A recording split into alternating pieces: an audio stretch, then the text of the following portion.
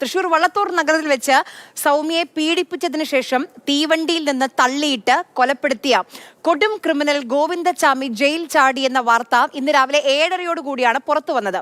തുടർന്നുള്ള 3 മണിക്കൂർ അത് ആശങ്കയുടെ മുൾമുനയിലായിരുന്നു കേരളം. ദൃക്സാക്ഷി മൊഴികളും CCTV ദൃശ്യങ്ങളും ഒക്കെ നിർണായകമായ തെരച്ചിലിൽ നാടകീയ രംഗങ്ങൾക്ക് ശേഷം കണ്ണൂർ തളാപ്പിൽ വെച്ചാണ് പിടിയിലായത്. നാട്ടുകാരുടെ ഇടപെടലുകളും ഗോവിന്ദച്ചാമിയെ കണ്ടെത്തുന്നതിൽ നിർണായകമായി. അതായത് നമ്മളിവിടെ ഇരിക്കുന്ന സമയത്ത് അപ്പുറത്തെ ഭാഗത്ത് നിന്ന് ആളുകളുടെ ഒച്ച കേൾക്കുന്നുണ്ട്. കിട്ടിയെന്നാണ് കരുതുന്നത്. കിട്ടി. അഭിലാഷ്, ഗോവിന്ദച്ചാമി പിടിയിൽ.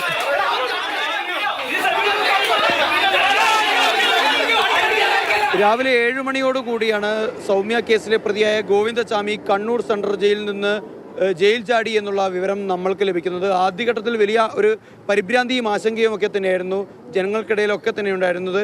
ഇനി എന്താണ് അടുത്തത് എന്നുള്ള ഒരു ആശങ്ക, ആ ഒരു അനിശ്ചിതത്വം നമ്മൾക്കിടയിലും പോലും ഉണ്ടായിരുന്നു. കാരണം എന്താണ്, എത്രത്തോളം വലിയ ഒരു കൊടുങ്കുറ്റവാളിയാണ്. കേരളം മുഴുവൻ ഒരു കാലത്ത് ഓരോ ദിവസവും ചർച്ച ചെയ്ത ഒരു പേരാണ് ഗോവിന്ദച്ചാമിയുടേത്. ഇനി എന്തായിരിക്കും, ഒരുപക്ഷെ കണ്ണൂർ ആയതുകൊണ്ട് തന്നെ അതുമാത്രമല്ല, ജയിൽ ചാടിയിട്ട് 6-6.5 മണിക്കൂർ എന്നൊരു വിവരം കൂടി പുറത്തു വരുന്നു. ഒരുപക്ഷെ തമിഴ്നാട്ടിലേക്കോ അല്ലെങ്കിൽ കർണാടകയിലേക്കോ കടക്കാനുള്ള സാധ്യതയൊക്കെ തന്നെ നമ്മൾ മുന്നിൽ കാണേണ്ടതായുണ്ടായിരുന്നു. പക്ഷേ കണ്ണൂരിലേക്ക് എത്തുന്ന ആ ഒരു സമയമാകുമ്പോഴേക്കും സെൻട്രൽ ജയിൽ പരിസരത്ത് നിന്ന് തന്നെ നമുക്ക് ആദ്യം ലഭിക്കുന്ന വിവരം എന്നത് തളാപ്പ് ഭാഗത്ത് ഇത്തരത്തിൽ ഗോവിന്ദച്ചാമിയെ കണ്ട ആളുകളുണ്ട് എന്ന കൃത്യമായ ഒരു വിവരമായിരുന്നു. നമ്മൾ ആദ്യഘട്ടത്തിൽ അങ്ങോട്ടേക്ക് പോകുന്ന സമയത്ത് തന്നെ അവിടെയുള്ള മറ്റ് സ്ഥാപനങ്ങളിൽ ജോലി ചെയ്യുന്ന ചേച്ചിമാരൊക്കെ തന്നെ ഗോവിന്ദച്ചാമിയെ വ്യക്തമായിട്ട് കാണുകയുണ്ടായി. കണ്ടിരുന്നു?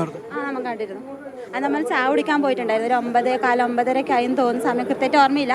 അന്നേരമാണ് പിന്നെ ഒരു ലൈറ്റ്, ഒരു ചാണകപ്പച്ചോതൊരു പാൻറ്റും ഒരു കീറി ഷർട്ടും ഇട്ടിട്ട് തലയിലെന്തോ ഇങ്ങനെ വെച്ചിട്ട് പോയിട്ടുണ്ടായത്. ഈ ദൃശ്യങ്ങളും ഗോവിന്ദച്ചാമിയുടെ പല രീതിയിലുള്ള ചിത്രങ്ങളൊക്കെ തന്നെ സമൂഹ മാധ്യമങ്ങളിൽ വൈറലായതോടുകൂടിയാണ് അവർക്ക് അങ്ങനെ ഒരു ചിന്തയുണ്ടാവുന്നത്. പിന്നീട് CCTV ദൃശ്യങ്ങൾ പരിശോധിച്ച് അവരത് ഉറപ്പുവരുത്തി പോലീസിൽ വിവരം നൽകി. പിന്നെ പോലീസ് അവിടെ എത്തി. കയ്യിലാണ് ഒരു തലയൊരു വാണ്ടക്കെട്ട് മാതിരി വെച്ചിട്ട് അതിനുള്ളിൽ കൈ കയറ്റി വെച്ചിട്ടുണ്ടായിരുന്നു. കൃത്യമായ ദൃക്സാക്ഷി വിവരത്തിന്റെയും അതുപോലെ തന്നെ CCTV ദൃശ്യങ്ങളുടെയും അടിസ്ഥാനത്തിലാണ് അവിടെ അത്തരത്തിലൊരു തിരച്ചിലിന് തയ്യാറായത്. പിന്നീട് 4 ഭാഗവും കൃത്യമായി വളഞ്ഞുകൊണ്ട് ഒരു പ്രത്യേക പ്രഷർ പോയിന്റ് സൃഷ്ടിച്ചുകൊണ്ടുള്ള ഒരു തിരച്ചിലാണ് പോലീസും നാട്ടുകാരും ചേർന്ന് നടത്തിയത്. അപ്പോഴേക്കും പിന്നീട് അങ്ങോട്ടേക്ക് രാഹുൽ KVയും ഷിജിൻ നരിപ്പറ്റയും എത്തുകയും ചെയ്തു. ഗോവിന്ദച്ചാമിയെ ആളുകൾ തിരിച്ചറിഞ്ഞ് പോലീസിൽ വിവരം അറിയിച്ചതോടുകൂടി സ്ഥലത്ത് നിന്ന് ഏത് വിധേനയും രക്ഷപ്പെടാനുള്ള ശ്രമമാണ് പിന്നീട് ഈ കൊടും കുറ്റവാളി നടത്തത്. പിറകിലായി ഒരു മതിൽ കാണുന്നുണ്ടാകും. ആ മതിൽ ചാടിയാണ് ഈ കാട്ടുപ്രദേശത്തേക്ക് ഇയാൾ രക്ഷപ്പെടാനുള്ള ശ്രമം നടത്തിയത്.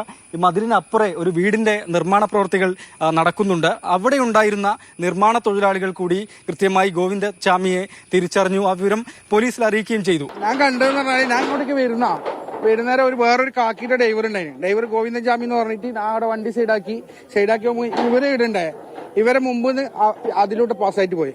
ഞാൻ ഓടിയ ടൈമിന് അവിടെ കാല് സ്ലിപ്പായിട്ട് വീണ ടൈമിനാണ് ഈ മതിലുള്ളിട്ട് പോകുന്ന കണ്ടത്. അതോടുകൂടി ഈ മേഖലയൊന്നാകെ ഏകദേശം 100 മീറ്ററിലധികം ഉള്ള പ്രദേശം കാട് മൂടി കിടക്കുന്നതാണ്.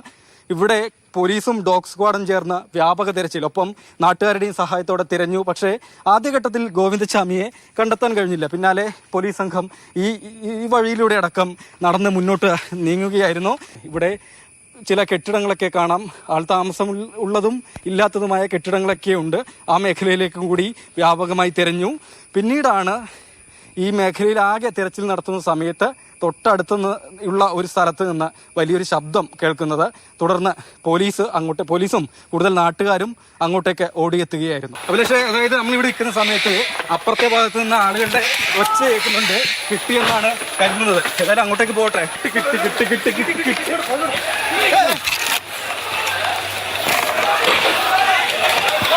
കുറ്റിക്കാട്ടിൽ ഒളിച്ചിരുന്ന ഗോവിന്ദച്ചാമി പിടിയിലാകുമെന്ന് ഉറപ്പായതോടുകൂടി ഈ വഴിയിലൂടെയാണ് രക്ഷപ്പെടാനുള്ള ശ്രമം നടത്തിയത്.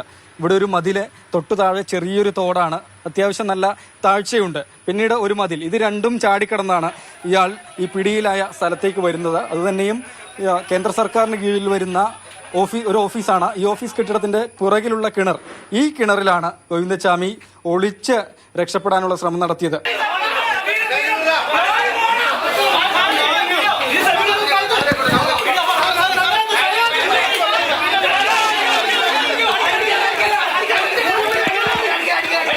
എന്തായാലും നാട്ടുകാരുടെയും പോലീസിന്റെയും ഒക്കെ സംയോജിതമായ ഇടപെടലിലാണ് മണിക്കൂറുകൾക്കകം തന്നെ ഈ കൊടും കുറ്റവാളിയെ പിടികൂടുവാൻ കഴിഞ്ഞിട്ടുള്ളത്. Team Mathrubhumi news, Kannur.